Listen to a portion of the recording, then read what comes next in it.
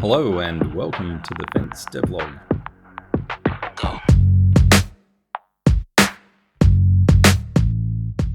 Hi everyone, you're here with Ordinath or Anthony. I'm the lead designer for Fence, and with me today is Darren, who is our lead environmental artist. Morning, Darren. Morning, hello. So today we're going to sit here and have a bit of a chat about environmental art and how you come up with the range of environmental art we use in Fence, particularly making it looking really the Bronx 1990s, and how we went about that and researching those sorts of things.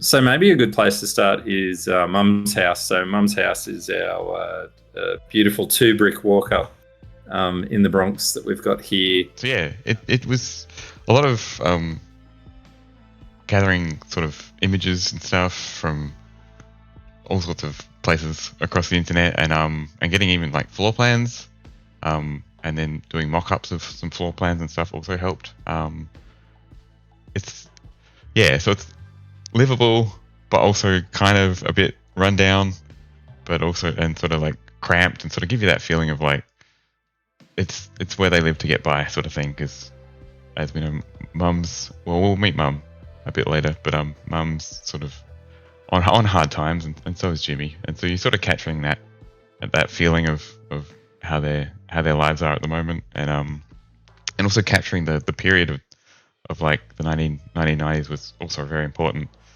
Maybe have a talk about, building an ant farm type environment's quite different to maybe making an individual object or those sorts of things, and yeah, what was different or interesting about making this ant farm house? Yeah, so it was sort of required a different approach than I would normally take to making like a regular sort of modular building, as the modules were sort of so there was like a larger scale modules and then sort of like smaller scale modules. So for each level, it worked out to be better to like have an exterior wall that sort of could be hidden or actually they stay around, and then sort of like have the interior walls that could be removed or put back in depending on where the camera is and where the character is, and sort of have it so it was easy to visually see what was going on when the character moves from level to level. So like when Jimmy walks down to the basement, we can sort of hide or even make transparent the upper levels so that you can get a good look of what's happening down there.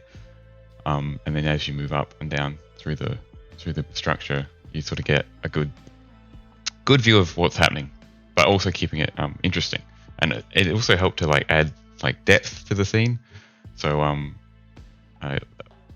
when like so you've got like the front sort of plane, and then you can sort of always see into the back, but like it's sort of obscured, but you can still see what's going on. It sort of gives it a lived-in feel. So you'll be able to see a bit of Jimmy's bedroom and a bit of the kitchen where Mum will be sitting at the table, and get a good sense of the basement, and sort of the expanse of that area. And if it's full of clutter, at the moment it's not, but in engine it is, and it's looking quite cool. Maybe we can go in engine and show a little bit of behind the scenes as to how Mum's house actually works. Mm-hmm. Mm-hmm. So here we are with the outside of Mum's house in the main scene, sort of the street dressing that's been done, and maybe have a talk about the outside here, Darren, and kind of what's kind of added to the core of Mum's house to make this look just right. Yeah, absolutely. So on the outside, I guess getting like a nice sort of detailed but not too detailed because of our perspective and the camera, like a brick texture that gives like a good character to the building, and like adding sort of trims to the roof and all sorts of parts and like extra window dressing trims and even getting like glass in with like some nice surface details just really sort of adds to the realism of like the outside sort of area. As we know, we sort of discussed that like Mum and Jimmy are sort of on hard times, so like there's rubbish everywhere. They don't have time to clean that up. They're too busy doing other things, and then it's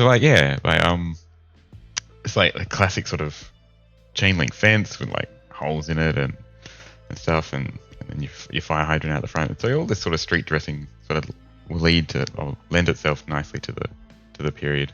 Maybe, Darren, we can go across and have a look at the ant farm version of Mum's house. So there's the front door, which is a portal over to the interior, which will teleport you over to here. So yeah, the interior of the ant farm version that we have for Jimmy's house, I can say from a design point of view was kind of interesting because we had to do some shadowing to make sure the sun still looks and works like it should on the outside, and we don't get any funny effects because, of course, we've got a wall missing from our model. And then, of course, the interior lighting to make it look right, and quite a lot of dressing that's been done by one of the other designers to give it that feel. Maybe let's have a bit of a chat about the modular component of the walls and kind of what's part of the base model, and then what's added on top to make this this environment look alive. Mm-hmm. Absolutely. So the whole thing, the actual whole structure, is built inside a blueprint, and then like your assets, like your set dressing assets, are all sort of placed inside the engine, inside a blueprint here. So we've got the exterior, just like stairs and stuff, and interior stairs, and inside that it's all sort of built into different floors, which help with the transition of like being able to switch them off and on. So each floor is its own contained like section, and all those sort of interior walls and everything like that are sort of paired to the main mesh, which sort of helps with like the switching back and forth. So this is like the main sort of structure. You've got your staircases and your railings, and then sort of the inside sort of area as well. So when we were doing the original design, one of the things we did was try and build ourselves or get a really good understanding of the Bronx environment and what it was like. And actually, from a research point of view, did quite a bit of looking at old maps, some of the time lapses you can get through different sort of geospatial imaging software.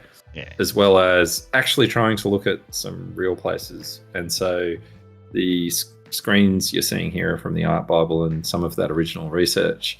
And we actually kind of picked a section of the Bronx to try and use as a bit of a model. Obviously, we didn't want to make something that was exactly the same because of, from a privacy point of view, we're not trying to put it in someone's backyard per se. But we did kind of take elements from different parts that we saw around. So there's a section of the Bronx that have these beautiful sort of red brick walk-up areas. There's components of it that have, abandoned car lots and those sorts of things. Mm-hmm.